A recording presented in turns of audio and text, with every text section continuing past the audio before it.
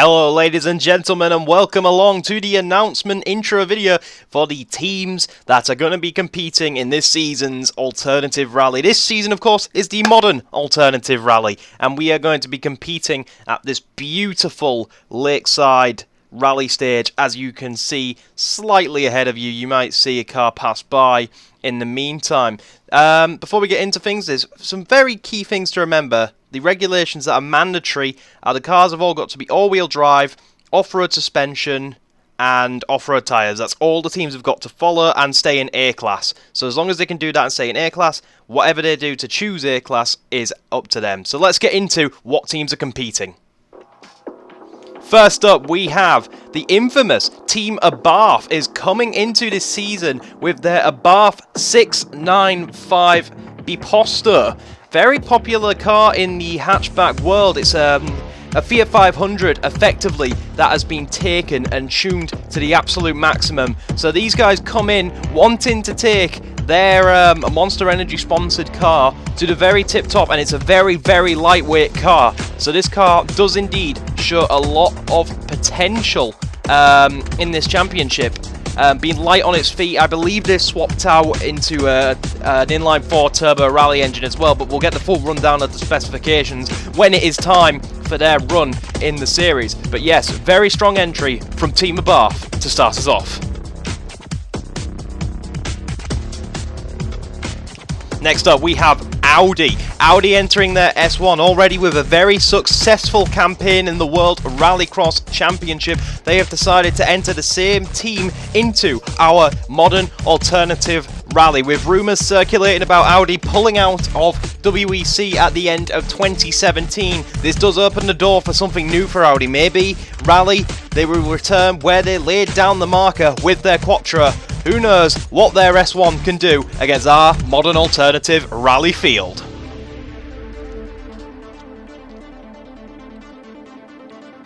Next up, we have Ford. Ford originally wanted to enter their 2017 Ford Focus into this championship, unable to meet the regulations though. It was not able to meet the mandatory upgrades and stay in the A-class, and therefore they had to have a think of what was their most recent and suitable car for this championship, which ended up being the 2014 Ford Fiesta. So this car comes in, as you'll recognise, a very heritage inspired livery. They've got a lot of history in the sport, and they're hoping to bring something back. They have not entered WRC, I believe, since 2009 with the Abu Dhabi sponsored car. So it's time for them to come back, and they want to try out in a modern alternative rally field.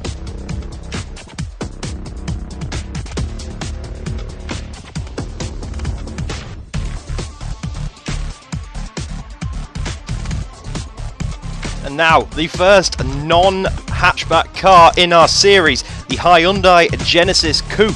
Originally, this spot had gone to BMW with their 1M. That had seen him be many amateur rallies in the past, but never in a full rally. But unfortunately, same issue as the 2017 Ford Focus, could not meet the mandatory upgrades and stay in the A-class. So therefore, Hyundai were offered the spot and immediately jumped in, threw in their Genesis into the field, which is more of a track day focused car, but definitely with the foundations there to build upon that and enter a really strong car into the modern alternative rally field. So this is definitely something to watch out for, something a little bit different, a little bit bigger, a little bit heavier, but with that with that extra weight comes extra power from this lean, mean South Korean machine. That's our entry from Hyundai.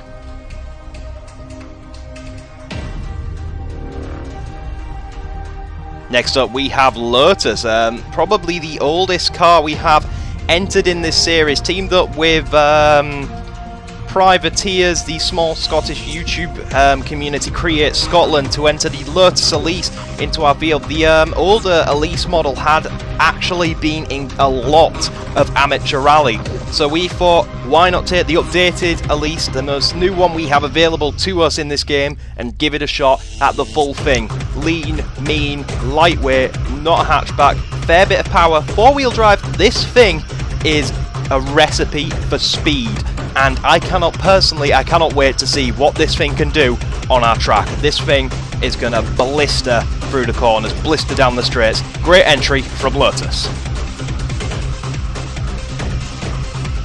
Next up we have Mazda, yet again back to the hatchbacks with Mazda entering a works team with their Mazda 3. This thing is arguably the heaviest hatchback we've had entered so far, so it'll be interesting to see what they will do about the excess weight against the other hatchbacks we've had entered in this series. Not sure if that's been balanced out with extra power, but definitely something to look upon from Team Mazda. Great entry from Mazda, the guys obviously not scared of coming into here, not scared of being beaten. These guys want to come in and prove it. Unfortunately for our viewers, this is not fitted with a rotary. Don't get your hopes up. Unfortunately, they've gone with the inline 4 turbo rally, as many of our competitors have. But nonetheless, it's going to be interesting to see. Not a car you'd really expect in rally, but of course, this is the alternative rallies where the models that didn't get a chance get a chance. So let's see what this Mazda can do.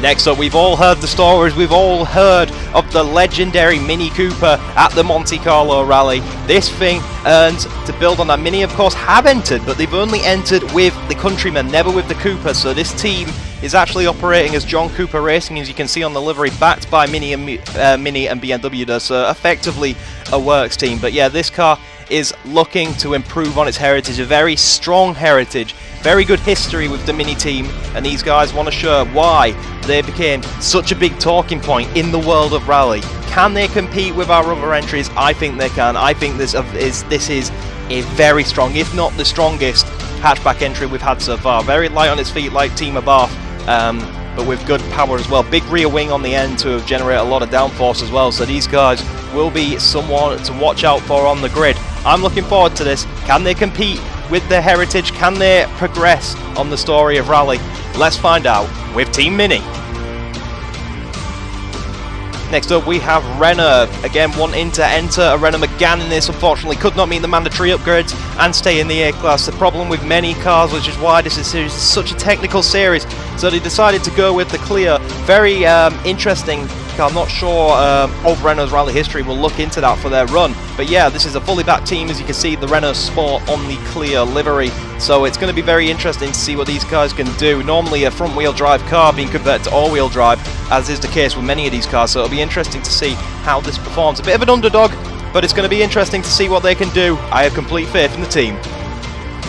And now definitely the car with the most heritage on our grid, with the most rally history, the most recognised. Team Subaru are back, full works team with their absolutely insane looking Subaru BRZ with a mad body kit. This thing looks like it's going to scream speed at you and fly past. This thing looks absolutely amazing. You'd have to be, with the team that it is, you'd have to be daft not to consider these guys the ultimate favourites in this series. It's going to be very hard to beat these guys. I can see a great battle forming between them and Team Lotus and the Create Scotland guys. So this is going to be one hell of a car to beat. The rear arches are extended, the rear wheels are extended, big tyres on this machine, big spoiler. It's going to be a really, really hard car to beat. This one, definitely. With its history, the Subaru team know what they're doing, and it was a shock that the BRZ was not introduced into real rally, but now we're going to find out if it should be.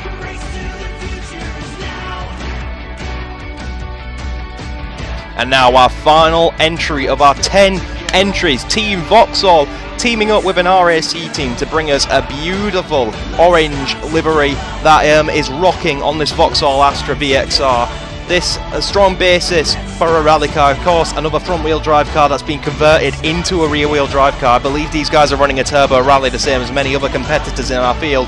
But yeah, these guys look like they've got a strong foundation, looking like a midfield run for these teams, but you know, we haven't even got to the first run yet, so let's find out what these guys can do in our modern alternative rally. This is, guys, Team RAC teamed up with Vauxhall Motorsport. Let's see what they can do. That's our entry from Vauxhall.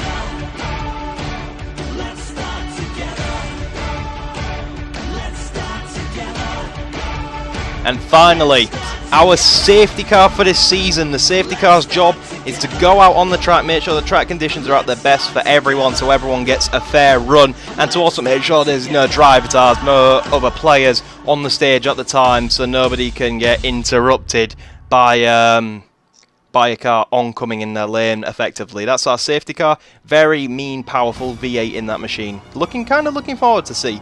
Hear the engine note of this.